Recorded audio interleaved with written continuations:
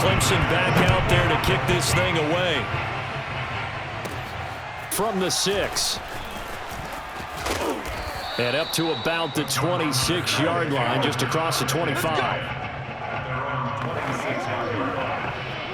The offense back out there at the line, ready for their next drive.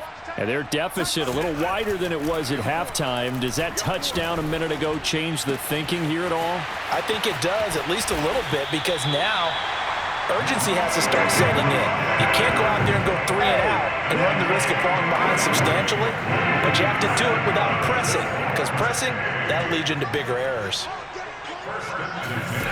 On first down, he'll drop to throw.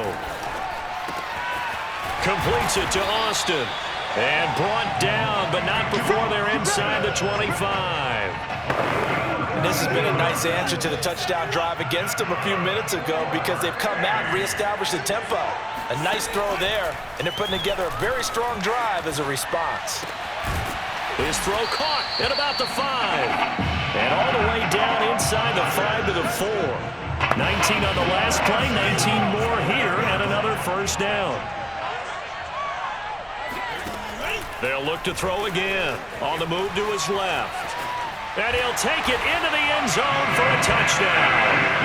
Taking it in from 4 yards out. And the Cornhuskers are able to get a score back in the final stages of this third quarter. Point after, right down the middle. And that'll cut the lead down to a touchdown.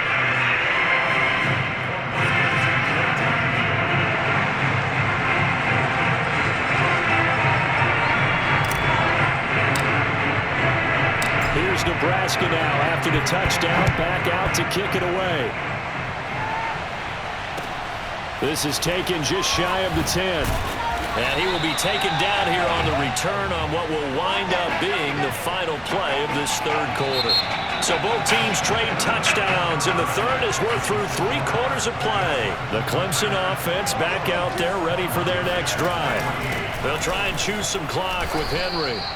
Call it a gain of 4 on first, and that'll make it second down. I have to chuckle to myself a little bit, Brandon, because right now I could be in that huddle with that offensive line. I know exactly what they're saying. If you call a pass play here, we're going to call a timeout. Run the football. We've got control of this thing. Get in behind us and let's go. Their time to shine. Ingram churning. He lost the football. It's going the other way.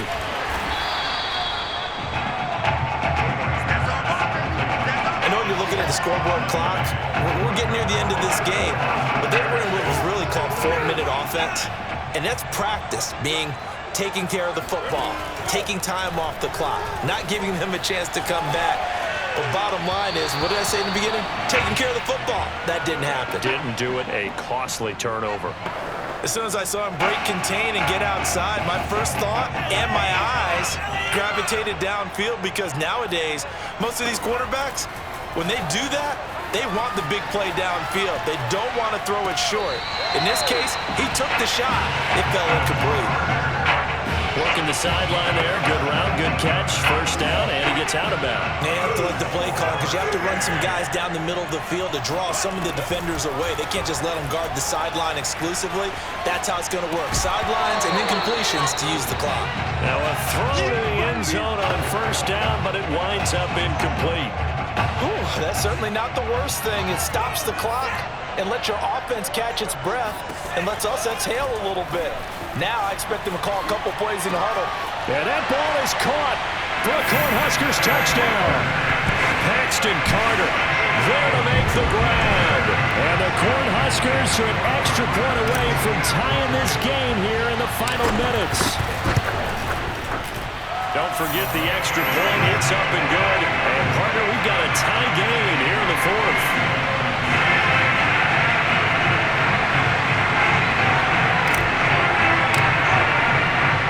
A couple of teams locked into a good one here. 21 all the score as the kicks away. Fields this way up at the 17. And it's a pretty good return here as he'll get this up to the 29. Let's go! The Tiger offense ready to get after it one more time.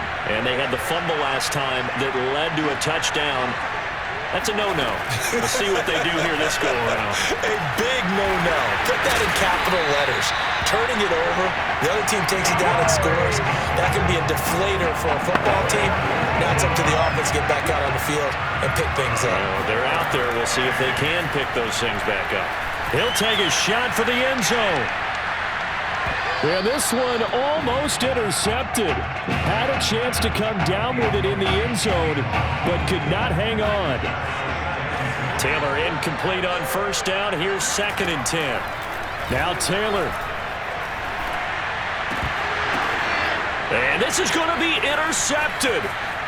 Picked off at the 30.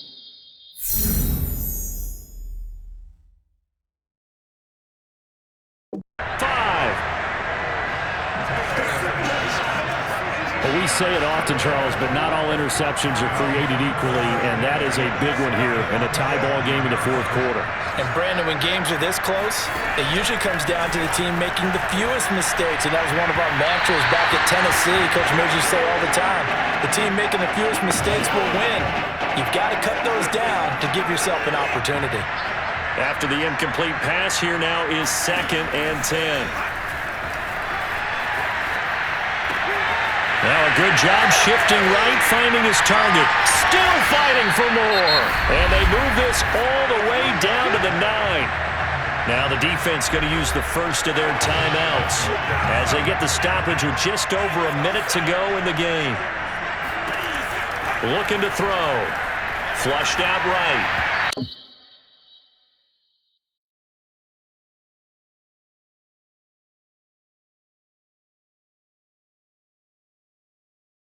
To the end zone, but it's incomplete. I guess you can't be afraid to take those chances late in the game. He tried to fit that one in there. Nice job, though, defensively. But to your point, it was a nice job of knocking the ball away. But you're also right. You can't be afraid to take those chances. That means your guy's going downfield to catch the ball. And that ball is caught for a Cornhuskers touchdown. Paxton Carter in the final minute. And the Cornhuskers have moved out in front. Extra point right down the middle. And they will take a 7-point lead.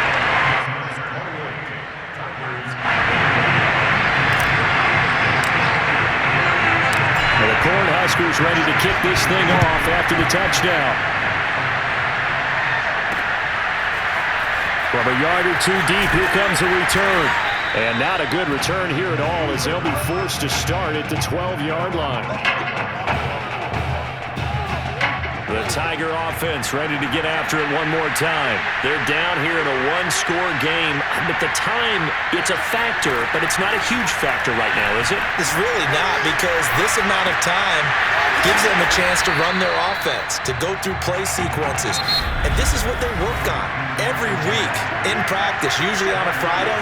They go over this type of a situation, late game situation. What are we going to do when we have the opportunity? They've called these plays a bunch of times.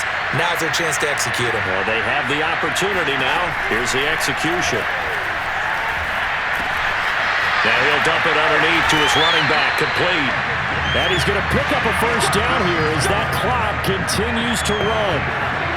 Now the offense will burn their 3rd and final timeout as the clock will stop with an even 20 seconds left to go. Clemson now with a 1st and 10. Taylor.